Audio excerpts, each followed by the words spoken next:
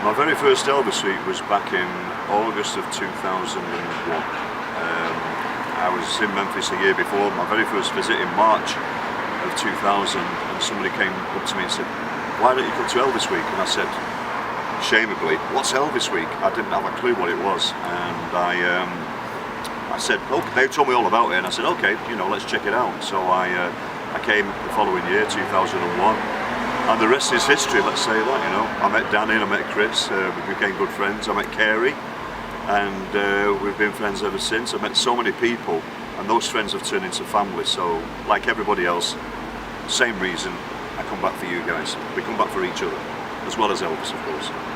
So when you attended Elvis Week, I'm assuming you did not know that it was going to become an every year thing. At what point did it click in your head where it's like, I got to do this again? My first Elvis Week was just going to be a one-off initially, and I decided there and then, just after one day, I thought, this is amazing, I've got to come back. I did not expect to come back every year. I missed one year, that was for the 25th anniversary, and my wife Sarah Lee came over on her own that year.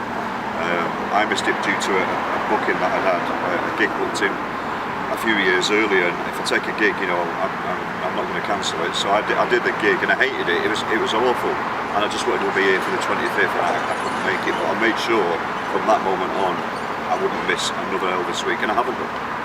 But one more for this, and we'll move on to the other thing. You were telling me about a friend of yours who was part of the Elvis world, Todd Slaughter. Could you tell me a little bit about his involvement with the Elvis world? Todd Slaughter is the secretary and owner of the British Elvis Presley fan club of Great Britain. So let's do that again. Okay.